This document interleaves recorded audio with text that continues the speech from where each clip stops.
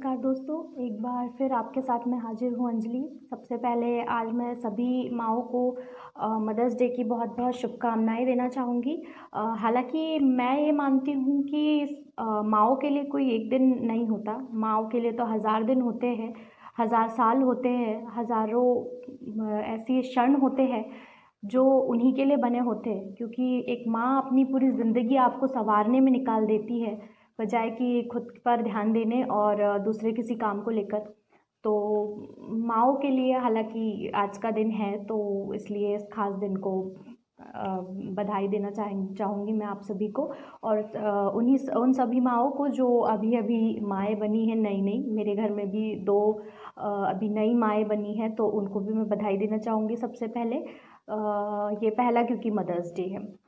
दूसरा ये कि आज मैं एक ऐसे मुद्दे पर बात करने जा रही हूँ जो कि बहुत सेंसिटिव है, बहुत क्षति होती है इस बारे में जब भी हम बात करते हैं, बहुत ऐसा लगता है कि दिल को चोट पहुँची हो जैसे। मैं बात कर रही थी कि कल मैं एक वीडियो देख रही थी जो कि सोशल मीडिया पर बहुत ज़्यादा वायरल हो रहा है। उस वीडियो में था कि एक मुसलमान भाई थे, वो लोगों की मदद करने के लिए, गरीब लोगों की मदद करने के लिए आगे आए और अपने बच्चे के साथ वो खड़े होकर किसी एक जगह पर खाना बाँट रहे थे। लेकिन हुआ ये कि चूँकि वो मुसलमान थे, लोग उनसे खाना नहीं ले रहे थे।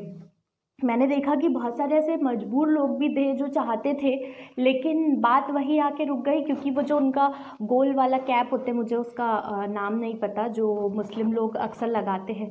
तो बस वही देखकर लोग उनसे खाना नहीं ले रहे थे और सीधे निकल पड़ रहे थे, क्योंकि जस्ट बिकॉज़ वो मुसलमान थे। मुझे ये देखकर बहुत बुरा लगा। जब आप उस वीडियो को आखिरी तक देखेंगे तो आपको दिखेगा उसमें कि किस तरीके से वो मुसलमान भाई जो थे वो बहुत ज़्यादा निराश हो गए, उनका बच्चा बहुत ज़्यादा निराश हो गया। एक 5-6 साल के मासूम को नहीं पता होता कि ये हिंदू मुस्लिम का जो आपने तमगा लगा के रखा हुआ है, दरअसल ये है क्या? वो एक मासूम बच्चे के आप शक्ल को देखकर और उसके बाद आप निश्चित करते कि क्या वाक़ई में ये जो वो कर रहे थे वो सही था। हालाँकि लोगों की ये मानसिकता क्यों है, ये भी एक कारण है इसके पीछे। कुछ लोगों के लिए, लेकिन कुछ लोगों की हरकतों की वजह से आप बाकी सबको इस तरीके से दरकिनार करें या हर किसी पर आप आरोप लगाएँ, ये सही नहीं है। मैं समझती हूँ कि हमारा जो देश है, हमारा देश एकता के लिए बहुत प्रसिद्ध है, और हम जब विश्व में भी कहीं जाते हैं और विश्व में जब इस बारे में बात होती है, तो सबसे पहले हमारे देश का नाम एकता के मामले में सामने आता है। हमारे देश में ऐसा नहीं है कि सिर्फ़ हिंदुओं को बढ़ावा दिया जा रहा है या मुसलमान को बढ़ावा दिया जा रहा है। या हम ये भी नहीं कह सकते कि हमारे देश को किस तरीके से लोग ट्रीट कर रहे हैं। लेकिन आप देखिए कि पाकिस्तान क्या कर रहा है, इस बात से हमें कोई वो नहीं है कि उन्हें ये करना चाहिए या नहीं। जिस तरीके से वो हिंदुओं पर अत्याचार करते हैं, ऐसा हम सुनते हैं।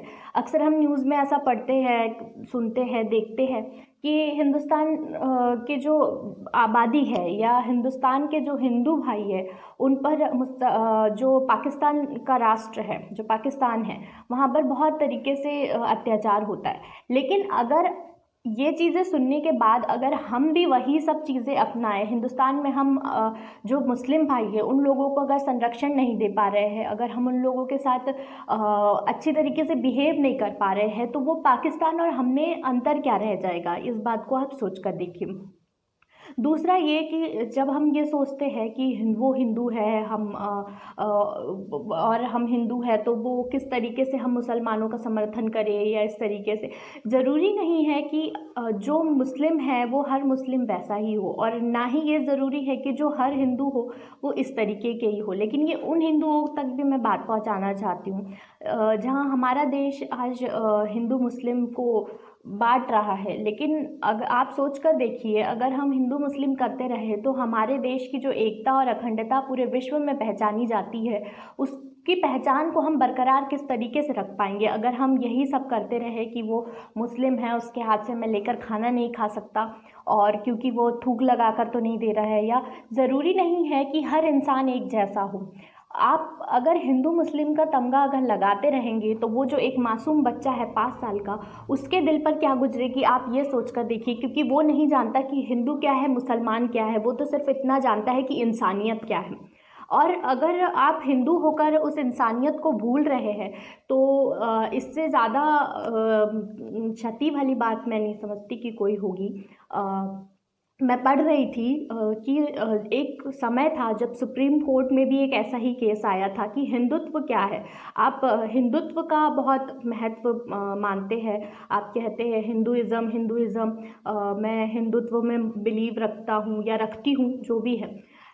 तो जब आप इस बारे में कहते हैं कि मैं हिंदूवादी हूँ और हिंदुत्व को मैं मानता हूँ, आप उसकी दरअसल डेफिनेशन को जानते भी है या नहीं? क्योंकि अगर आप जो उसकी एक्चुअल डेफिनेशन है अगर उसके बारे में पढ़ेंगे या उसके बारे में समझेंगे, तो आप कभी भी ये हिंदू मुस्लिम और ये जो विपरीत करने वाली जो परिस्थितियाँ हैं, जो एक दूसरे को बंटवारा करने वाली परिस्थितियाँ हैं, उस बारे में कभी सोचेंगे ही नहीं। मैं जैसे पढ़ रही थी, हिंदुत्व धर्म ही है, धर्म का पर्यायवाची है।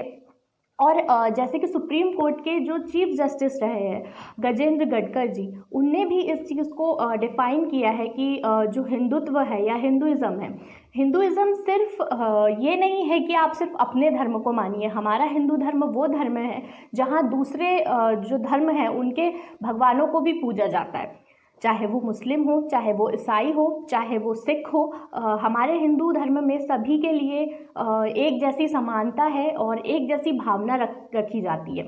हमारे हिंदुइज़्म को आप नाम दे रहे हैं कि आप हिंदुत्व में बिलीव रखते हैं, आप हिंदुत्व को बढ़ावा देते हैं, लेकिन आपका ये कैसा हिंदुइज़्म है कि आप हिंदू मुस्लिम का बंटवारा करके और एक 5 साल के बच्चे की भावनाओं को आहत पहुंचा रहे हैं, जबकि आपका राष्ट्र जो है वो हिंदू मुस्लिम सिख ईसाई सभी धर्मों के गुरुओं को मानता है, सभी धर्म के भगवानों की पूजा करता है। ये मैं नहीं कहती, ये सुप्रीम कोर्ट के जो जज रह चुके हैं गजेंद्र गडकर जी, उन्होंने इसे डिफाइन किया है। हमारा हिंदुत्व जो है उसकी परिभाषा यही कहती है कि वो धर्म का पर्यायवाची है। और ये भी सत्य है, और आप इस बात को चेक करिए कि हमारे हिंदुस्तान में कई सालों से जो पुरानी पुश्तें हैं वहाँ से हम लोग देख रहे हैं कि किस तरीके से लोग एक दूसरे को आपसी भाईचारे के लिए, हमारी पहचान है आपसी भाईचारा, हमारे देश में सबसे ज़्यादा महत्व रखता है। हमारी ताकत वो आपसी भाईचारा है, चाहे वो हिंदू हो चाहे मुस्लिम हो। अगर आप पाकिस्तान की चीज़ें देखकर और उसी को फॉलो करते हैं तो आपका जो खुद का एक टैग था, आप टैग ही मानिए ना इसे, क्योंकि आप खुद इस चीज़ को अब उस तरीके से नहीं ले रहे हैं, तो आप इसे टैग ही मानिए कि जिस तरीके से पाकिस्तान जो चीज़ें कर रहा है अगर आप वही अपने देश में करेंगे तो हिंदुस्तान और पाकिस्तान में फ़र्क कितना रह जाएगा, इस बात को आप समझ कर देखिए। आप कहते हैं कि मैं किसी का विरोध नहीं कर रही हूँ, मैं किसी हिंदू को बुरा नहीं कह रही हूँ, और ना ही मैं किसी मुसलमान का पक्ष ले रही हूँ। मैं सिर्फ हमारे राष्ट्र की जो डेफिनेशन है, हमारे राष्ट्र का जो निर्माण की असली वजह है, जो हमारे राष्ट्र का जो जिस वजह से हमारा राष्ट्र पूरे विश्व में जाना जाता है, उसी को मैं डिफ़ाइन कर रही हूँ कि किस तरीके से हम कहाँ से कहाँ जा रहे हैं, हम कहाँ थे और हम कहाँ आने की कोशिश कर रहे हैं। और ये क्यों? सिर्फ क्योंकि आप हिंदू मुसलमान का बंटवारा कर रहे हैं। जो मैंने वीडियो का आपसे जिक्र किया, बहुत ज़्यादा वो सोशल मीडिया पर इस समय वायरल हो रखा है, वो बच्चे की भावनाएं समझिए, आप उस इंसान की भावनाएं समझिए। अगर मान लीजिए कि वो इंसान वो टोपी नहीं लगाया होता तो क्या आप जस्टिफाई कर पाते कि वो मुस्लिम है या हिंदू है? आप हिंदू और मुस्लिम में इतना अगर बंटवारा करके रखेंगे तो आपका राष्ट्र कैसे आगे बढ़ेगा? और दूसरी मैं एक और चीज़ आपसे कहना चाह रही थी कि जिस तरीके से हम हिंदू मुस्लिम कर रहे हैं, अगर उस समय जिस समय आज़ादी का समय था, आज़ादी के लिए जब हमारे देश के मुस्लिम भाइयों ने अपने आप को कुर्बान किया, अपने आप को देश के लिए बलिदान दिया अपना, अगर वो भी यही सब सोच लेते तो क्या हमारे देश को आज़ादी मिल पाती। मैं ये नहीं कहती कि सिर्फ मुसलमानों की वजह से हमारे देश में आज़ादी आई है, लेकिन जो हिंदू के साथ जो मुसलमान खड़े थे, क्यों हम उनका नाम भी लेते हैं। जैसे मैं एक नाम लेना चाहूँगी आपका के सामने, मौलाना हुसैन अहमद मदनी जो थे, उन्होंने अंग्रेज़ों को ये कहा था कि अंग्रेज़ों की फ़ौज में भर्ती होना हराम है। अब आप सोचिए, इसको लेकर उन पर मुकदमा दायर हुआ। जब उनसे जज ने पूछा तो उन्होंने यही कहा कि मुझे सब कुछ मंजूर है, लेकिन मैं कभी अंग्रेज़ों का जो कफ़न है उसको पहनकर कब्र में नहीं जाना चाहता। मैं कभी अंग्रेज़ों का गुलाम नहीं होना चाहता।